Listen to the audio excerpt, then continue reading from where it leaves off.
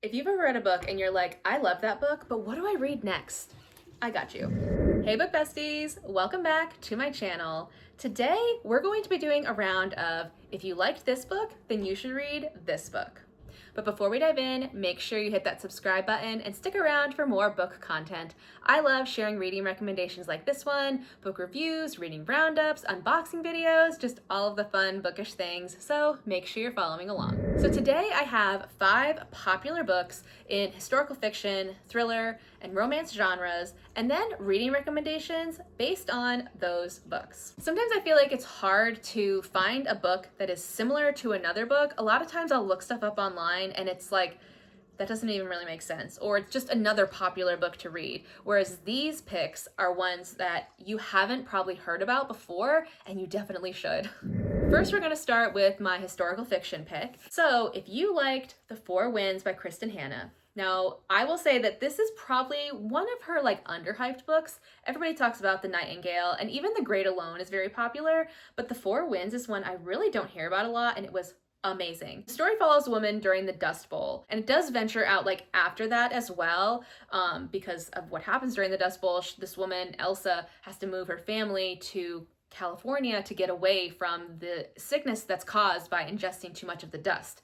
So this one does deal with both the Dust Bowl and then the Great Depression.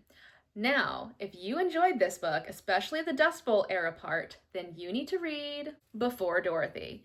Now, this book does deal with the Dust Bowl quite a bit, more so than probably Kristen Hanna. They are different lengths, but I will say that this one has a lot more of the Dust Bowl in it, which honestly is I'm really enjoying stories during that era. I don't know what it is, it just feels really intriguing to me.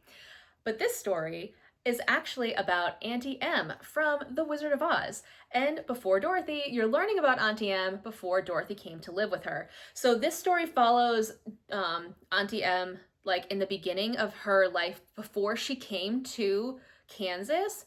And her and Henry lived in New York City, and they decided to move out to Kansas to start a farm. Things go really well until the Dust Bowl happens. This was such an intriguing story, so powerful, so beautiful, and if you liked this, you will definitely like this one too. Next up, let's do some romance. So first I have Wild Love. And if you liked Wild Love, particularly for the friends to lovers trope, this one it's like a cowboy romance, but sort of not. It's got a music element to it, but childhood friends to lovers is the main trope in this one, and it was so beautiful. I loved it so much. But if you love a friends to lovers romance, then you need to read Love is an Open Book.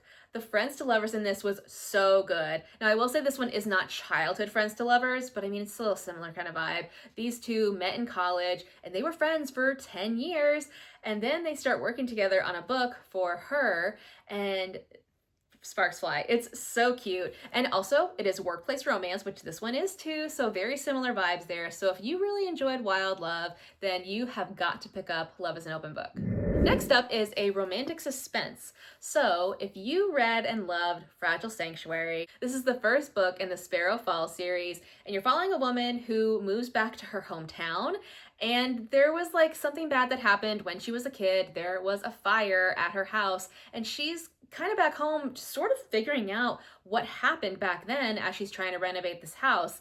And there are some things happening. She's kind of being stalked, baby. She's it's very creepy, and she has, of course, a knight in shining armor who is there to help her.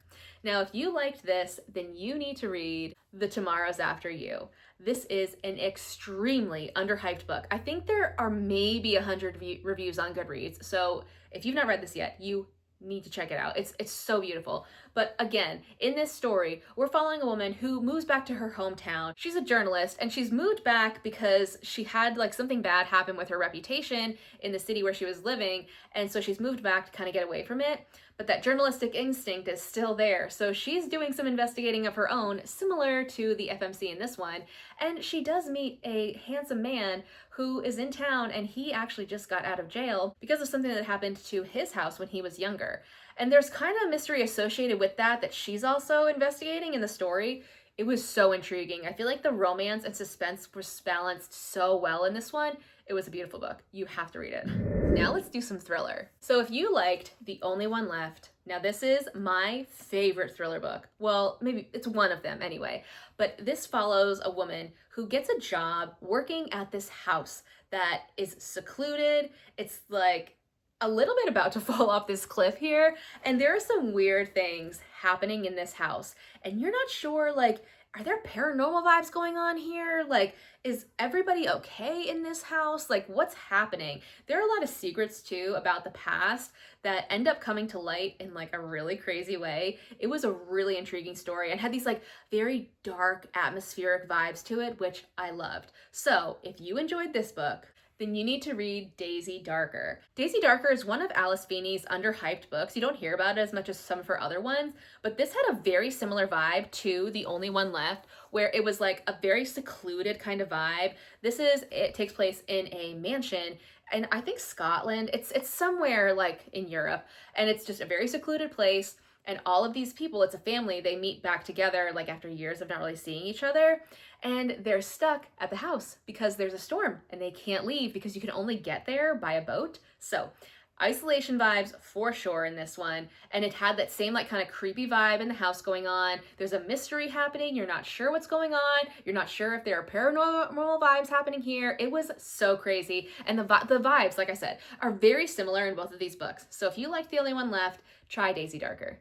And last, if you enjoyed Dear Debbie, this book was so good. Some of Frida books are like hit or miss for me. This one was such a hit. The FMC in this one was absolutely unhinged. She was just doing like crazy stuff, but you were oddly like on board with her and rooting for her because the people that she was like doing bad things to deserved it. So, you know, it's okay, right?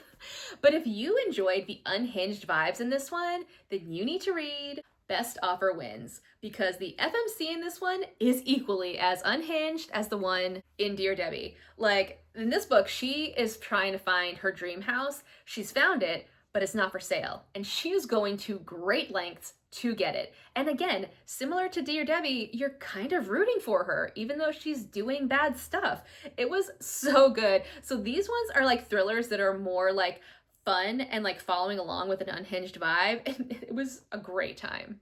Well, there you have it. If you liked this, then read these book recommendations. I hope that you found some good books to add to your TBR, especially if they're ones you haven't heard about before. I love sharing books that people haven't heard about, but I do also read popular books too, so that I can make some correlations like these for other people who want to read something a little bit different. Thanks for watching, besties. I'll see you next time.